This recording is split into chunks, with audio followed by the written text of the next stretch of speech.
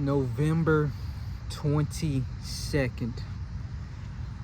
For really main card headliners. Hopefully not like the May 3rd disaster. With this, we have David Benevidez, goated, versus Anthony Yarde, goated. Then we have Abdullah Mason making his first world championship fight against Sam Noakes. It's both their first world championship. Then you have Bam Rodriguez unifying the WBA with Fernando Martinez, an Argentinian dude. He's like 18-0. I'll get to him in a second. And then for lastly, Brian Norman Jr. versus Devin Haney, which is going to be a diabolical fight. But I guess I'll dive in a bit on all of these 4 fights. First, we have David Benevidez, Anthony Yarde. I think this is going to be an easy win for David Benevidez. Some people are saying that Yarde, he has the jab, he has the footwork, he has the power shots. I don't see the activity being high enough to stand in the ring with David Benevidez. And looking at their last fight, Lyndon Arthur went 12 rounds with Yarde, and it really wasn't that exciting of a fight. At least from my eyes, it wasn't that big of a fight to even talk about. But moving on to probably the most interesting fight of the night, Devin Haney versus Brian Norman Jr. This is going to be a battering. This is going to be I actually just can't wait, because Brian Norman is going to demolish Devin Haney in this fight. I don't know what made Devin Haney want to test himself, because I don't even believe he was fully tested at 140, just because of that whole Ryan Garcia situation. So now that he chooses to go up and fight Brian Norman after Brian gets this huge Sasaki knockout, which is why Bill Haney said that they wanted Brian Norman in the first place, it just doesn't make any sense. Because in my head, Brian Norman is just too powerful.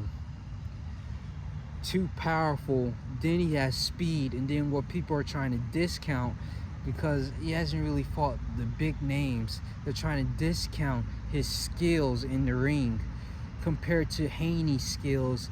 When Haney's skills come from fighting opponents that was always smaller than him, and then the 2 times that he did go up and fight dudes his height was Ryan Garcia, which he got his ass beat, and then Jose Ramirez, which he didn't do anything the entire fight.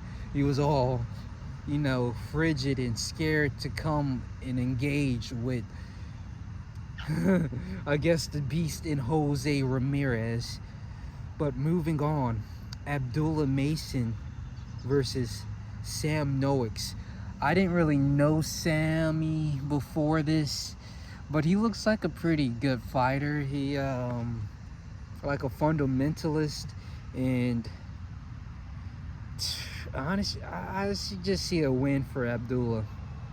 See Abdullah moving around more, because he looked more straightforward fighter than move around his opponents and try to find an angle in on them. I didn't see that with Sam Noakes as much as you can see with Abdullah Mason. And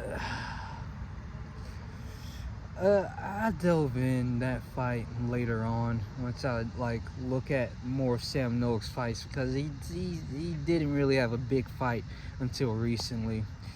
But this unification bout with Bam Rodriguez and Fernando Martinez was Fernando Martinez, 18-0, and he's a Argentinian fighter. Is that how you say it? Argentinian? He's from Argentina. Alright? 18-0, just won a title in Japan, the WBA super flyweight, and now he seeks to unify against Bam Rodriguez. And in my opinion, if he doesn't get completely collapsed in the ring, it's a miracle.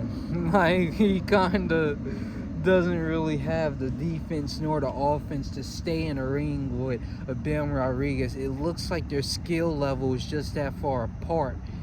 Looking at those two, where with one you have this great, like, with Bam, all his shots are straight punches, all his hooks are straight punches. You can't really counter in between.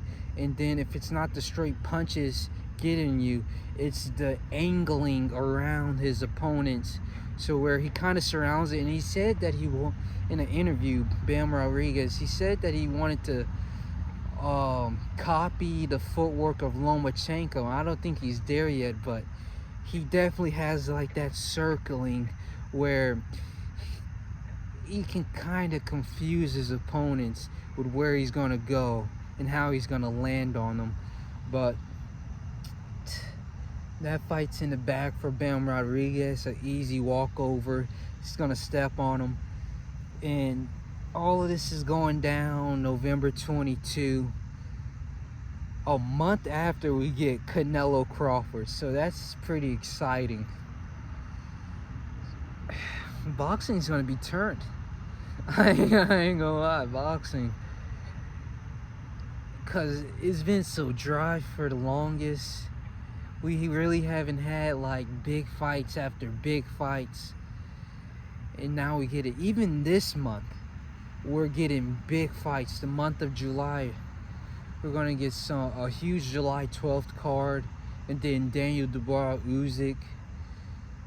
All great fights. I can't wait to go out and see all these fights take place. We'll see.